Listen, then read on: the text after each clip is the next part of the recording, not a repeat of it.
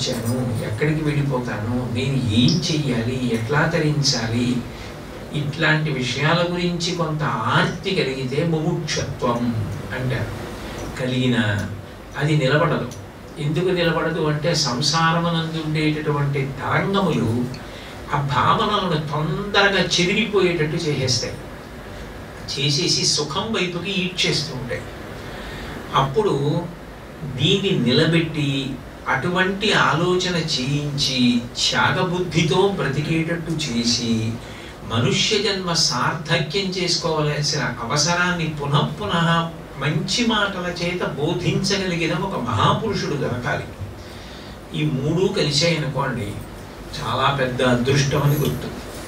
అందులో అసలు మనిషిగా పుట్టాడు, పుట్టిన తర్వాత జన్మతః ఏది ఆశించకుండా వీడు బాగుపడాలి, వీడు వృద్ధిలోకి రావాలి, వీడిని వృద్ధిలోకి తీసుకురావడం నా కర్తవ్యం, వీడు మనిషిగా పుట్టినందుకు వీడు మంచి కీర్తివంతుడు కావాలి అని మొట్టమొదట కోరుకునేది ఎవరు అంటే తల్లి. తల్లి నిజానికి అంత కష్టపడి బిడ్డకి జన్మనిస్తుంది. అంత కష్టపడి బిడ్డకి జన్మనిచ్చి పాలిచ్చి పెంచి పెద్ద చేసేటప్పుడు ఆమెకు కించిత్ స్వార్థం కూడా ఉండదు. అంబేతి తాతేతి శివేతి తస్మిన్ ప్రసూతి కాలే యదవోచ ఉచ్చైః కృష్ణేతి గోవింద హరే ముకుందే త్యహోజనంజై రచితోయమంజలి అంటారు శంకరాచార్యులు వారు. అమ్మా, నువ్వు ఒకప్పుడు నన్ను ప్రసవించేటటువంటి సమయంలో ఆ బాధ తట్టుకోలేక అంబేతి తాతేసి శివేతి తస్మిన్, అమ్మా అయ్యా ఓ కృష్ణ గోవింద ముకుంద నన్ను రక్షించు అని ఆ నిప్పి తట్టుకోలేక ఎంత అరిచావు.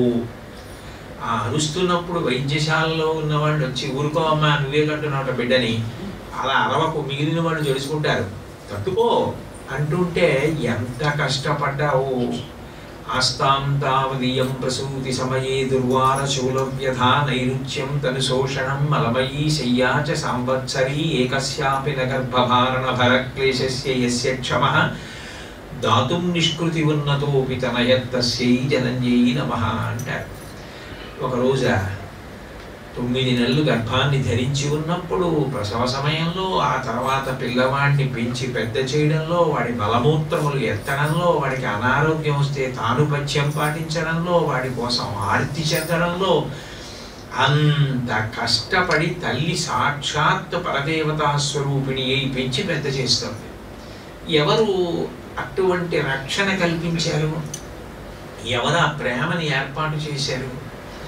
అంత ప్రేమ తల్లికి నేను వీళ్ళని రక్షించుకోవాలి అన్న ఆర్తి లేదనుకోండి, అది లేకపోతే అసలు ఆ బిడ్డలు పెరగడం ఎలా? ఇది మనుష్యులైందే కాదు. ఇప్పుడు నేను ప్రవచనానికి బయలుదేరుతూ మా ఇంట్లోంచి బయటికి దిగుతున్నాను, అరుగు మీద కిందకి దిగుతుంటే ఒక పంది ఒకటి తన పిల్లలు ఈనింది కొత్తగా పిల్లలతోటి, అది ముందుకు ఎడుతోంది. అలాగే నేను ముందుకు వచ్చాను, అది తలెత్తిన వంక చూసింది, ఓసారి పిల్లల వంక చూసుకుంది. వీడేమిటో ఎలా ఉన్నాడు, అందరిలా కాకుండా ఏమిటో పంచె కట్టుకున్నాడు, లాల్చీ వేసుకున్నాడు, వీడు నా పిల్లల్ని ఏమైనా చెరకుతాడా ఏమిటని ఏమైనా భయపడిందో ఒకసారి చూసింది. లేదు, బహుశా ఆయన పని మీద ఆయన ఉన్నాడు, మన జోలికి